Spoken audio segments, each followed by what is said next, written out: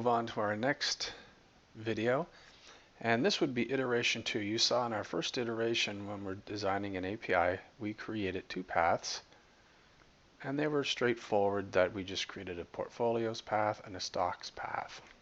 And we clicked deploy to cloud, and we were able to create our beta 1, and we can send that off to users to now start playing with it and give us some feedback. Now it's pretty simple, but that's kind of the approach.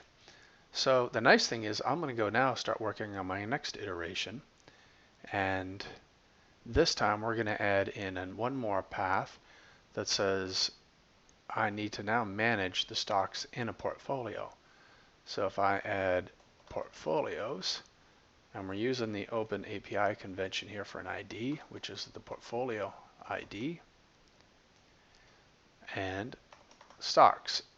And that is going to be a collection again of stocks. And now, which is kind of nice, I can reuse my previous resource that I have there. So it's, we mentioned before, it's nice to have these reusable resources. So that will create my next path, which is stocks, portfolio IDs and stocks. And I'm going to add one more path here that's called my favorite, let's say my best stock. And we're just doing this to have sort of a straight non-collection here. So that's going to be a stock, my best stock, and that's going to be a single resource. So now I have 4 API paths, and you see this starting to get a little bigger. Now as I send this out to users, one thing that they probably will want to see now is, okay, where's some documentation? So we can come here and we can say this is the straight Open API, or we can give them a Swagger UI. You see that they're able to start using the UI. So we can give them documentation to use, and it's also nice just to add in a little bit as example data. So down here we're going to just jump into the advanced for a section here, and this is where we have data. So if we were to deploy this and they query for my best stock, right now it would be empty. So let's add one in here and say my favorite stock is, let's say we call it TSLA.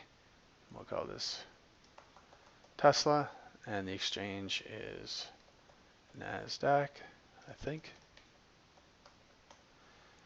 And I'm going to click Save. So that gives us some data now that's in there. So if we look at portfolios, we have a portfolio that's called Portfolio 1, my tech stocks. So let's add a stock called Tesla.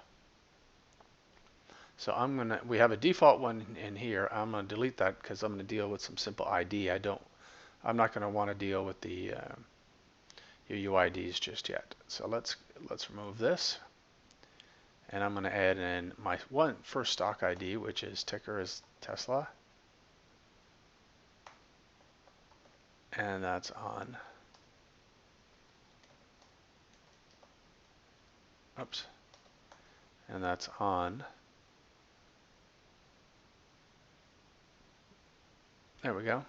That's our stock now. So we now have a stock, and let's add one more in here just to get some examples in. So we're going to add Amazon, and that's, oops, that's not exchange, and we'll click to add the path. Oops, I forgot a quote.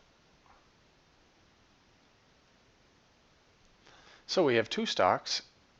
We have 1 portfolio, but here we also have the path we just created. We now want to add a stock into that. So let's add a collection. So we're going to say for portfolio 1, we're going to add in Tesla, TS, and that is Tesla, and that's NASDAQ. Now you're saying, why doesn't that add in automatically? So there is a way to do that. We just won't touch upon it here. We're just going to add in some data just to have it. So now I have, now Tesla will be part of the portfolio. And once this finishes adding, we should be all set.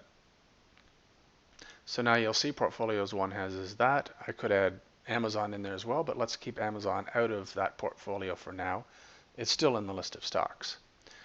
So what have we done? We added in a couple of paths, and now we added in some sample data for each of those collections. So let's go and deploy iteration 2, and I'm going to call that beta 2, and we'll keep everything else the same, and we're now going to deploy this. So my other beta is still up and running for those users that are using it. No problem. Now I've just deployed another beta, and because we didn't change the paths, the new users, you really just have to just give them the new endpoint key. So let me copy the endpoint key, and this time I'll use Postman to make some calls. So I'm going to use API key, and then I'm going to grab my URL here.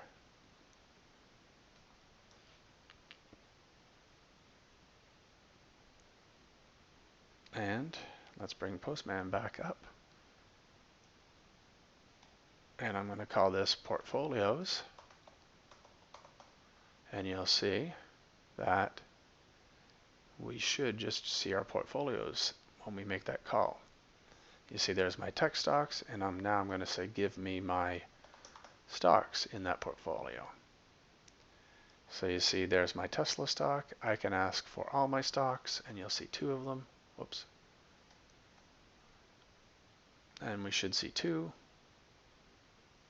There's my 2 stocks, and of course my best stock that we added that path. And we say, all right, that's great. Let's send this out for review, because now we used to our last iteration just had stocks and portfolios. This one will now have a little more data and a couple of extra paths, and it's starting to look a little more like an API. Now when I send that out to your users, there's a handy little link that we can just send out to folks. That gives them all the information. So you just send that, text it out, and you'll see there's an OpenAPI document, Swagger UI, and various different docs. All they have to do is click on OpenAPI, and you'll see there's the best stock. And you'll notice there's my endpoint key. Oops. You'll see I just need to add that endpoint key in. Let's get it out of the URL here. So I can click on authorize, paste that in. We don't want that quote. Oops. Authorize, close. I think I got that right.